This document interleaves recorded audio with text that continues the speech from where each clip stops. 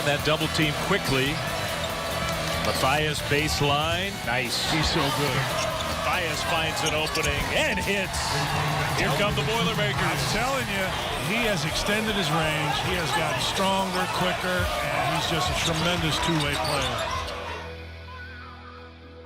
Welcome back to BTN Live. It is honest sportscaster admission time. We like to give nicknames. Sometimes they stick, sometimes they don't.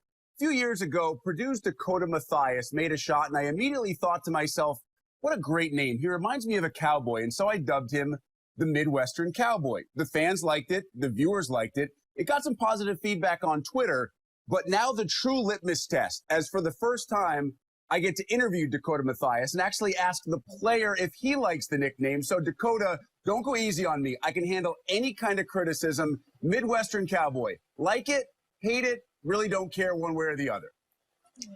I'm a fan of it. It's very unique. I've had a lot of nicknames in the past, but this is one that's very different, so I'm a fan of it.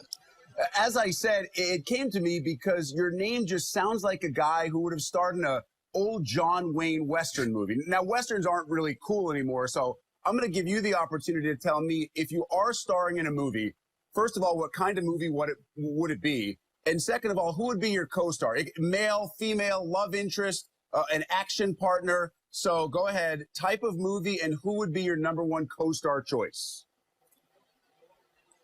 It definitely be an action movie. I figured. And, I'm a big Mark Wahlberg fan. So you know, a lot of his movies like Shooter and Four Brothers, different movies like that. I think we'd be great together. I love this. The universe is really coming together because Wahlberg had a great night on Sunday. He's a huge Pats fan. I understand he's also a really big basketball player, loves to play when he's on the set of all of his movies. He would be envious of your stroke. You're such a pure shooter. How did you develop your stroke? Just a lot of time in the gym. Where I grew up in Elida, Ohio, my dad actually built a gym connected to my house. So I spent a lot of time out there. I had 2 older brothers, and they always took me with them when we worked out. So, you know, just a lot of time and a lot of practice. So was the gym built specifically so you guys could shoot? Tell me about it. How big was it? What were the dimensions? What was it like in there? Oh, yeah. It was definitely built for us. Like I said, I had 2 older brothers. They both played. It's just a half-court gym connected to the kitchen of my house. Like I said, we spent hours and hours out there, have 3-point contests, do various drills, play one-on-one. So I definitely give a lot of credit to my parents for building that. So 3 boys with a gym attached to a kitchen. Was more damage done inside the kitchen to the net, or inside the kitchen to the food, or in the gym to the netting? Definitely in the gym. There was a lot of blood out there, a lot of fights, but I think it helped us. All right, so you talked about the 3-point shooting contest that you and your siblings would have. What if we go to Mack Arena in West Lafayette? Take me through the imaginary Purdue Boilermaker 3-point shooting contest. We're going to do this like NBA style. First of all, who are the top 4 seeds on the team? I'd have to give myself #1, obviously. Of course. You're right. PJ, Ryan Klein, and then I'd have to go Biggie. Biggie's he's really improved his 3-point shot, obviously, this year by the percentages. So I'm going to give him the nod up there. Yeah, it's crazy. He's something like 50% from 3 in Big Ten play. Have you guys stopped being in awe of what he does? He just won his 5th Big Ten Player of the Week honor, tying the all-time Purdue record. You know, at this point, it's expected.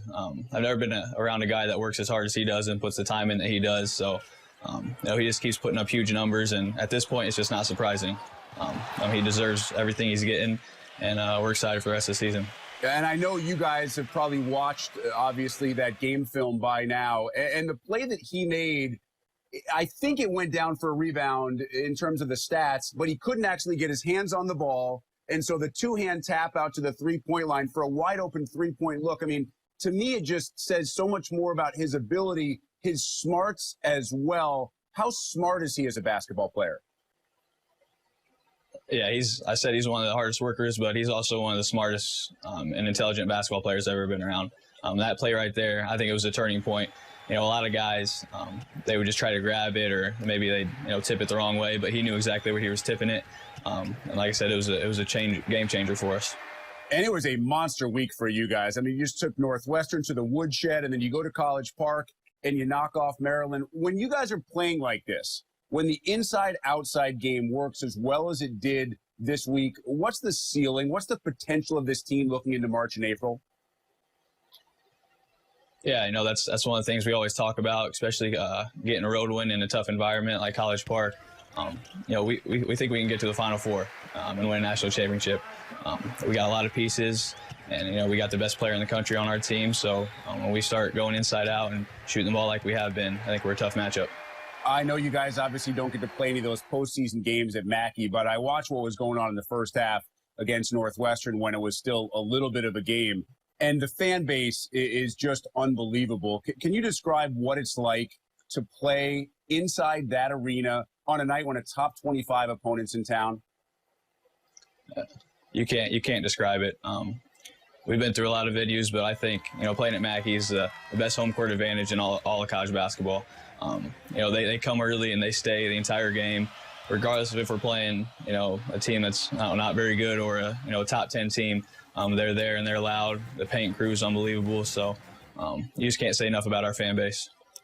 He is the sharpshooter whose given name is Dakota Mathias, but around here we know him better as the Midwestern Cowboy. Dakota, truly appreciate the time. Best of luck the rest of the year, my friend.